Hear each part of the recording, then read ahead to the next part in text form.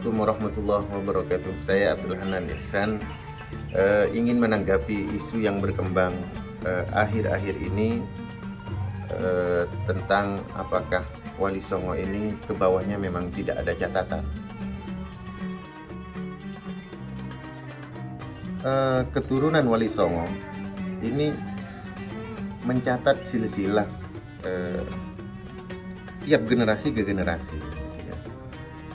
Hanya memang di luar mungkin berkembang seakan-akan keturunan Wali Songo tidak mencatat itu, karena untuk mencatat silsilah ini ada syarat-syarat khusus gitu ya. Dan pencatatan silsilah itu sudah dimulai sejak masa Mbah Sunan Ampel. Jadi yang mencatat pertama silsilah keturunan Wali Songo itu adalah Raden atau Syekh Suluki atau Syekh Suluki.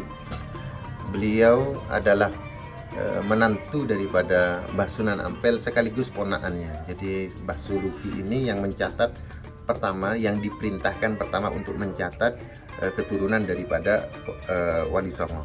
Jadi beliau itu anak daripada Raja Pandita Gresik.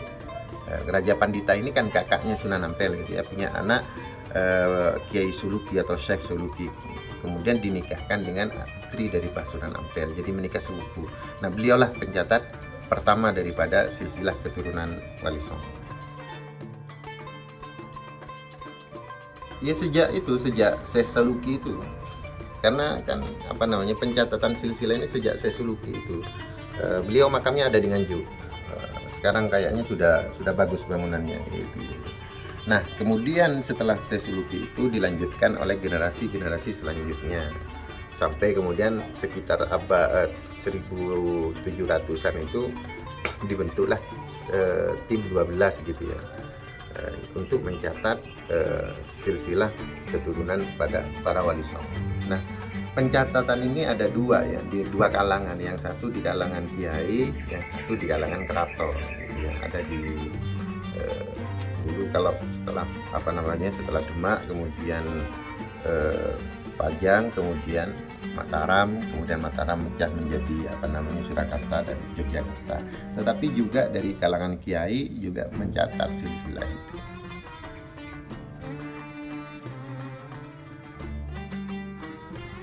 Kalau tingkat validitas data ya, karena ini bukan dicatat oleh satu orang, satu keluarga, tetapi semua keluarga ini banyak yang mencatat gitu ya.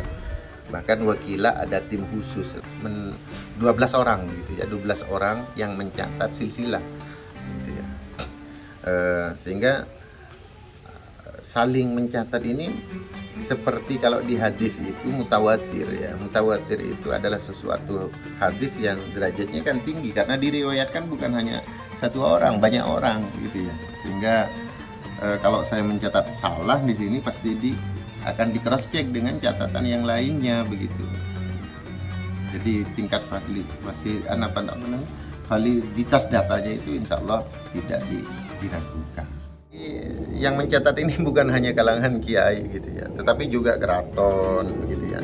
Dan yang dicatat ini ya begini ya, untuk validitas datanya, yang dicatat ini adalah bukan hanya laki-laki ke atas, bukan, tetapi ini istrinya siapa, saudara istrinya siapa, terus dengan pasangannya semuanya, dengan anaknya jumlahnya berapa ditulis semua, terus anaknya itu menikah kemana dicatat semua.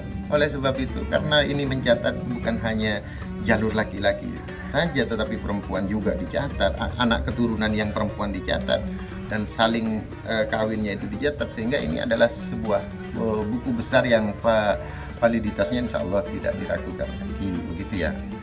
Dah memang ada sebagian anak cucu Wali Songo yang kemudian mastur ya, tetapi mastur ini bukan tidak ada catatannya, bukan ya. Begini ya, ada banyak motif gitu ya. Di antaranya adalah karena yang megang catatan itu penjajah Belanda itu adalah sangat suka ketika melihat sejarah gitu ya, mengkaji sejarah gitu ya. Sisi positifnya memang itu ya. eh, contoh misalkan merawat candi yang ada, Borobudur dan lain sebagainya, itu kan penemuan-penemuan di zaman Belanda, bagaimana keseriusan Belanda untuk menghargai warisan-warisan nenek moyang begitu ya. Eh, Termasuk juga ketika mendengar ada catatan-catatan kuno akan dikejar oleh Belanda, sehingga keluarga-keluarga yang memegang catatan-catatan kuno itu dia harus memastikan diri. Kalau tidak begitu maka ini akan catatan-catatan kuno ini akan dibawa oleh Belanda sebagai bahan kajian. Memang akan ada manfaatnya manuskrip itu terselamatkan, tetapi kita tidak akan punya apa-apa gitu, tidak bisa mengkaji gitu ya. Oh ada begitu ya, ada betul. Begini ya, karena catatan juga dicatat di keraton, itu kan lembaga resmi legal gitu ya. Karena berkaitan dengan dinasti begitu ya, karena berkaitan dengan silsilah dinastinya begitu, sehingga catatan-catatan itu sebuah institusi state negara gitu ya. Nah, jadi contoh misalkan ya, lembaga yang akhir-akhir ini aja ya, yang hampir Indonesia merdeka aja. Itu dulu ada namanya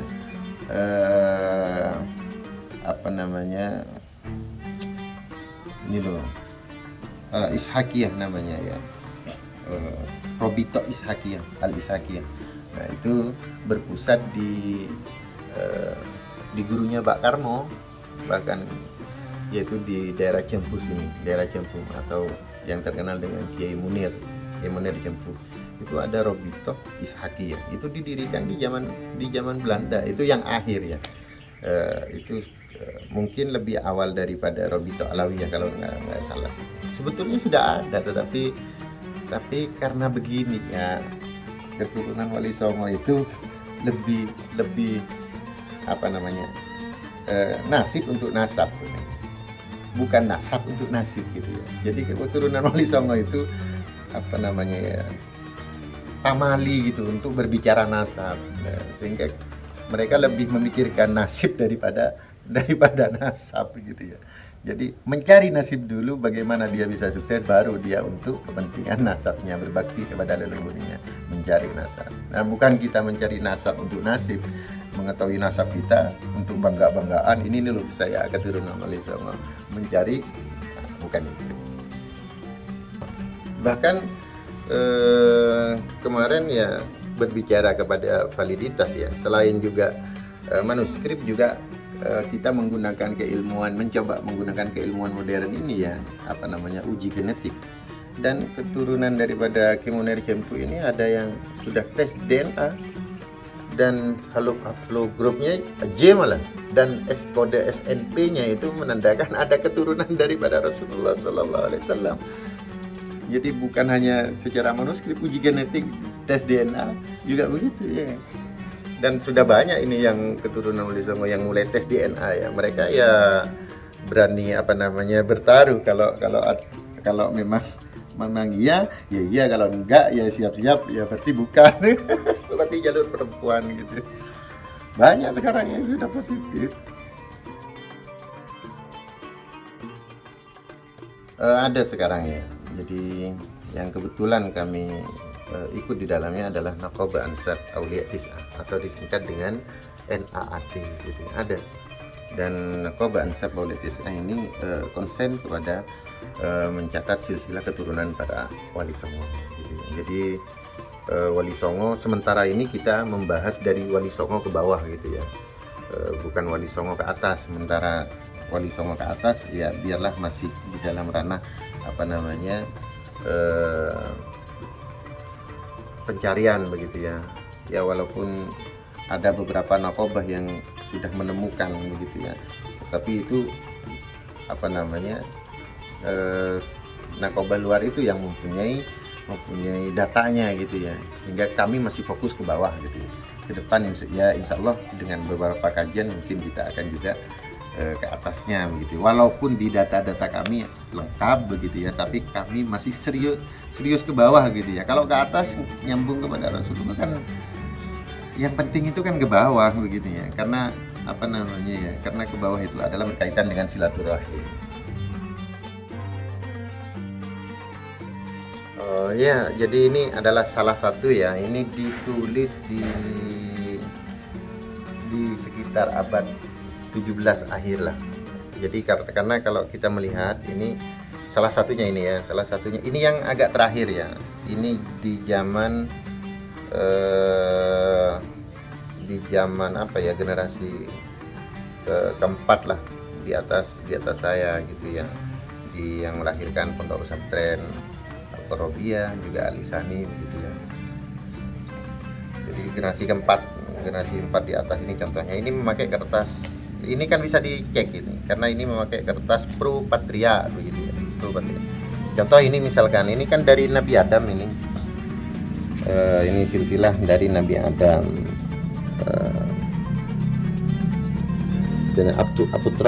Aputra datang Kanjeng Rasulullah sallallahu alaihi wasallam. Nah, setengah pandita khilaf utawi Abi Bashar alaihissalam Aputra ini tentang Nabi Adam gitu ya. Perbedaan ditulis juga ini tentang bagaimana perbedaan Nabi Adam. Ada yang mengatakan jarak dari Nabi Muhammad ke Nabi Adam segini dan lain sebagainya. Ini moko sawapi wong kang nguruh sejarah iki awit saking Nabi Adam alaihissalam teko maring Muhammad Rasulullah sallallahu alaihi wasallam, dan saking Rasulullah teko maring Kanjeng Sinuwun Giri lan saking Kanjeng Sinuwun Giri teko maring Kanjeng Sinuwun Syekh Cendana Kewanyar, lan saking Kanjeng Syekh Sinuwun Syekh Cendana teko maring dina kiamat pinadegaken kelawan amaca Quran 30 juz. Pahalanya seperti itu juga ya. Lan ping 1000 lan pinadegaken kelawan munggo haji ing Mekah mali 1000. Pahalanya luar biasa. Jadi kalau dikatakan anak Wali Songo tidak mencatat silsilah, ya enggak dong, karena ini pesannya, barang siapa yang mencatat silsilah anak Wali Songo maka pahalanya begini. Tetapi catatan ini tidak boleh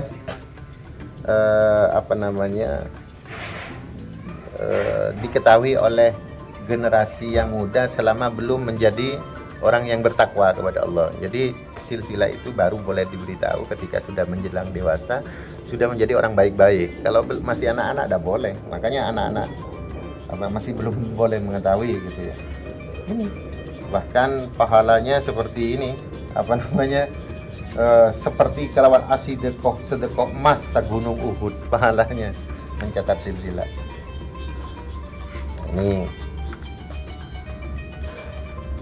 sudah dicatat ini dari Rasulullah Sallallahu Alaihi Wasallam. Jadi contoh begini ya, dari misalkan ini tentang Sunan Giri misalkan ya,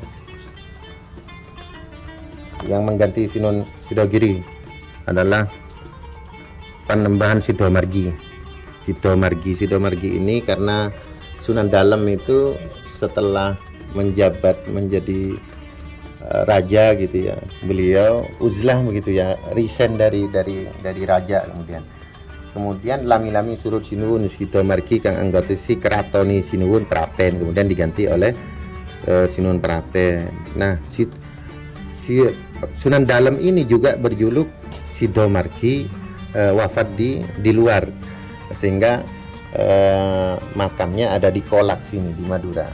Beliau setelah menjadi raja berhenti dari dari raja, kemudian pergi uzlah gitu ya.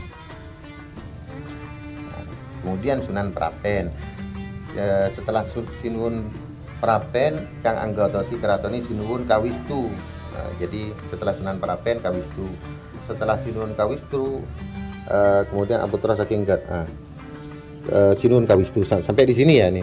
Ini silsilah contoh. Sinuwun Kawistu Aputra saking garwa Padmi. Ini dari istri pertama lelimo, ada 5, yaitu Panembahan Emas Witono, Panembahan Elor, Panembahan Dukut. Yang perempuan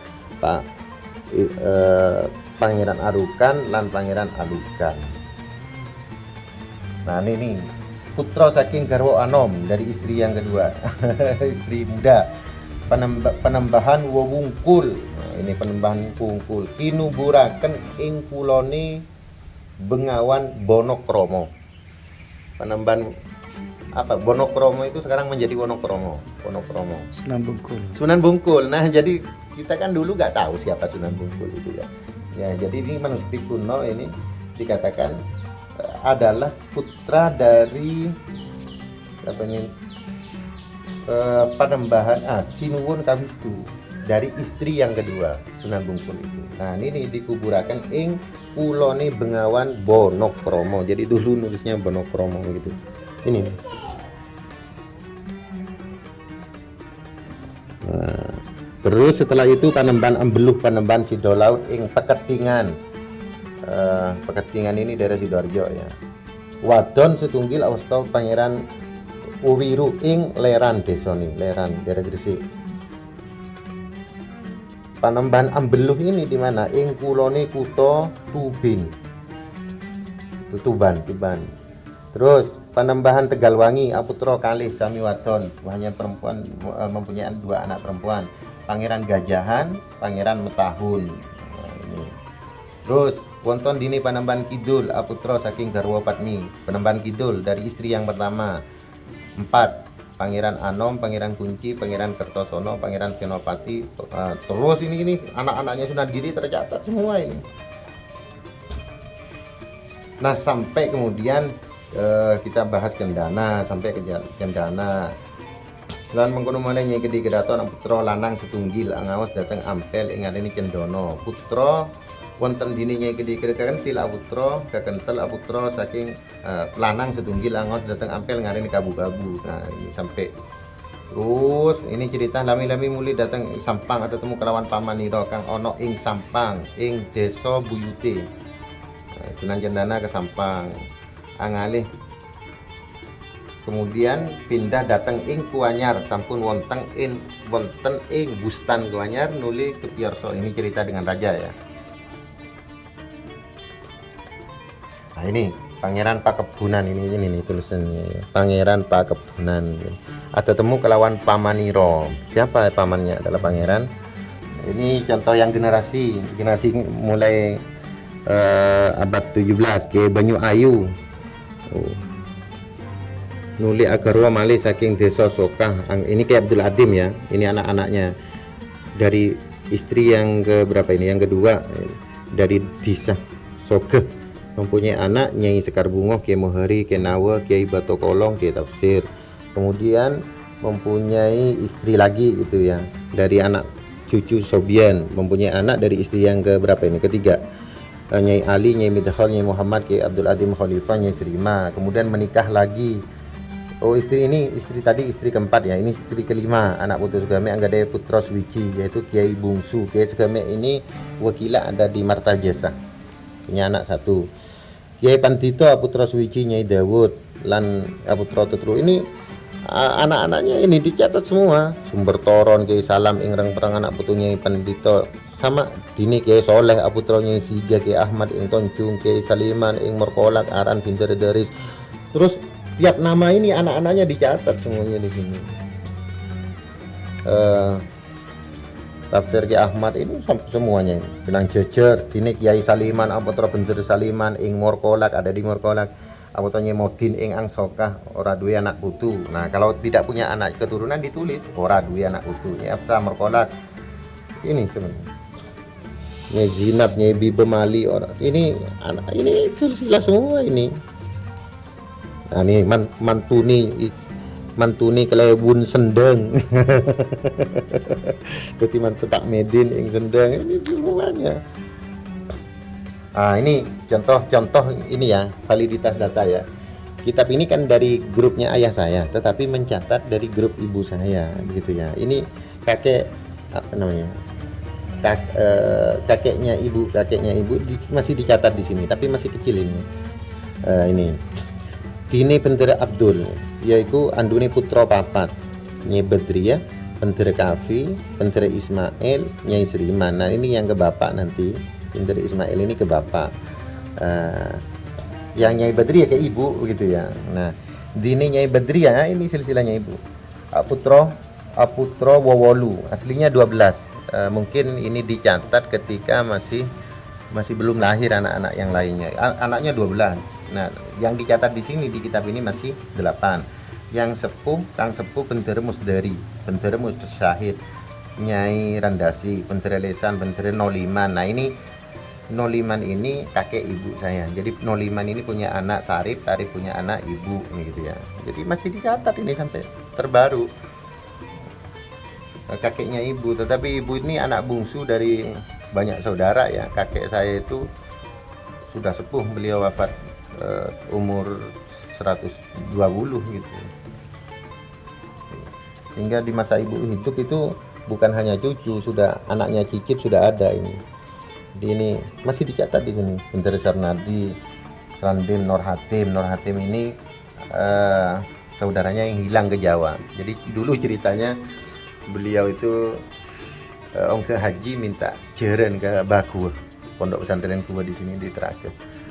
Ternyata jerennya habis, tetapi tidak naik haji, malah uangnya habis sehingga beliau lari ke Jawa, entah kemana Kiai Nur Hatim itu tidak tahu kemana. Nah, ini banyak di Mina putranya. Ini banyak silsilahnya. Jadi bukan hanya keluarga kami, keluarganya juga. Contoh misalkan ini ya, mana ini ya, Nyai Soleh, Nyai Sangit, Nyai Sebut, contohnya Nyai Lempung kebanyakan, Nyai Mendris Gunung Sereng, Nyai Mendris Anom, Bentara Abbas, Keramat Bentara Ghazali, Bentara Kafal, Nyai Ari Marta Jasa. Terus bahkan sampai ke Sunan Centenah Nyai Toronan Mekasan, Kiai Pancoran Sepo Mekasan, lan iku apatra tetelu, Kiai Kedungdung Sungenep, Kiai Batu Ampar Sungenep, aran pinter saot dadi rakanes Ratoh Sungenep, dadi suaminya Ratoh Sungenep. Nyai Pancoran Anom ini sederetan. Lan Nyai Pancoran Anom punya anak 7. Nyai Sampi Ompul Mekasan, Nyai Pengolo Bendungan Sungenep, Nyai Dupah ing Pancoran, Kiai Pancoran Anom, Kiai Ersoji Mekasan, Kiai Sumber Jati Mekasan, Kiai Sumber Anyar ing Sungenep, anandini Nyai Sewi Ompul Aputra 5, aposto Nyai Sampi Ompul Anom, Nyai Cendana ing Mekasan, Kiai Sajid Sampi Ompul, Kiai Rokiah ing Pancoran Bentara Majana di Pengolo Bendungan Sungenep aputra begitu aposto Nyai Jati Bendungan Pengolo Bendungan, Kiai ini Sumber Potong Sungenep, Kiai Sukmi, Kiai Morneng, jadi Mantona Sultan Sungenep, Kiai Demal ing Bendungan. Ini semuanya bukan di kami. Jadi kalau kita bisa baca bisa. Andene Kiai Ersoji, Kiai Ersoji punya anak 5, Nyai Karangpolai ing Gendingan Mekasan, Nyai Parsi ing Larangan Luar Mekasan, Kiai Anom, Kiai Langgar ing Ersoji Mekasan, Kiai Sumber Tampak. Kiai Sumber Tampak andi anak putra Pak 4, awasto Nyai Satria Sumber Tampak. Jadi satu keluarga ini mencatat keluarga yang lain begitu ya, sehingga validitas datanya itu. Jadi ini catatan, contoh catatan yang kuno begitu ya. Ini sampai ke sini nih. Atuko ing Ampel Dento Perembakan jinengaken ing Khalifah Sunan Giri ya Allah. Ini cerita ini terus si banyak ini tuh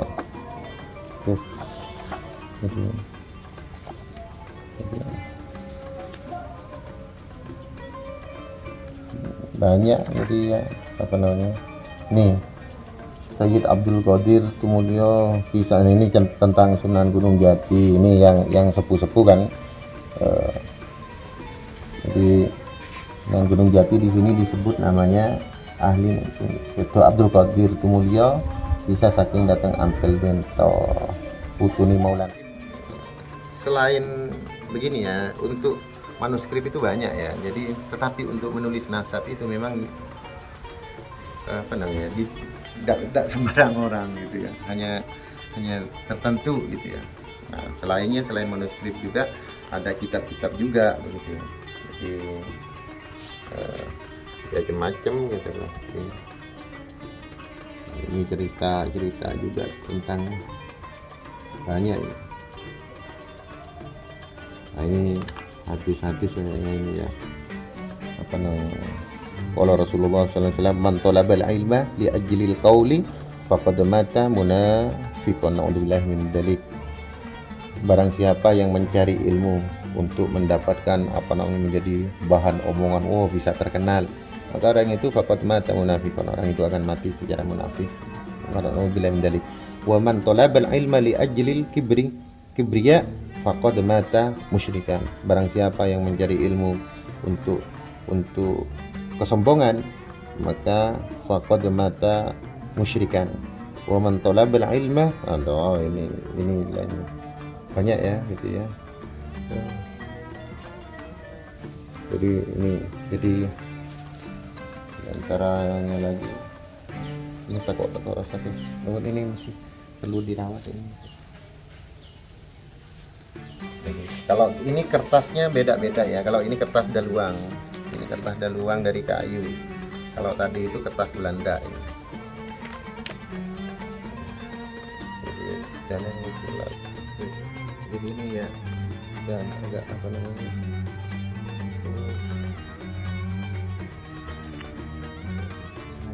Ini juga. Kalau ini kertas daluang ini.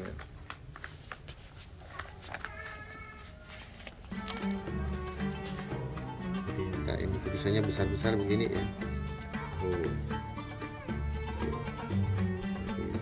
Jadi seperti ini.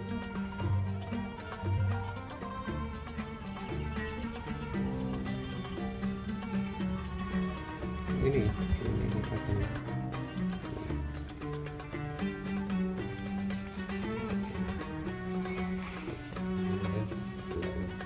Nah, ini manuskrip yang lebih kuno. Ini yang lebih kuno. Ini tadi manuskrip tentang apa namanya Nyai Kumala. Nah, ini manuskrip tentang Putra Menggolo dari yang putranya Mbah Cendana, Pencipta Lake. Ini membahas yang laki ya, manuskrip tadi manuskrip ini. Nyai Cendana dari istri Nyai Omben mempunyai 4 anak, yaitu Putra Menggolo, Aputra Menggolo, Kiai Koneng sedulure, terus Putra Menggolo Kang Anom, Kiai Koneng Aputra, ini anaknya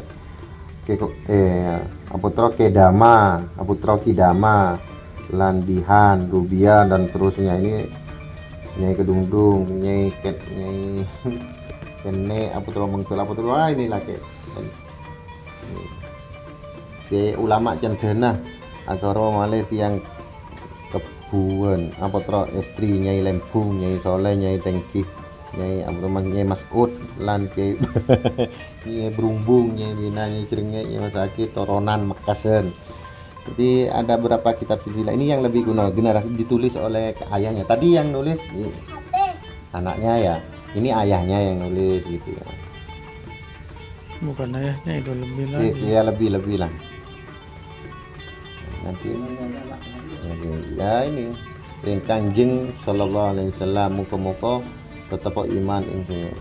Wa in kanatil mar'u la turidu ila zawj wa syiddah ala apa dia? Wa in kanatil mar'a la turidu ila zawj wa mana seline lo ini tuh betul kan. Kalau ini Nyai Komalan Bu Nyai anak ini Kiai Abdul Aziz Nyai Duya Nyai Duya ini maksudnya Nyai Robiah Adawiyah, ini Mbah Buyut saya ini. Mbah Buyut ke Alisani juga ke Al-Qorobiah. Nyai Duya Aputra Kiai Medin Aputra Kiai Abdul Wahab. Siapa nih?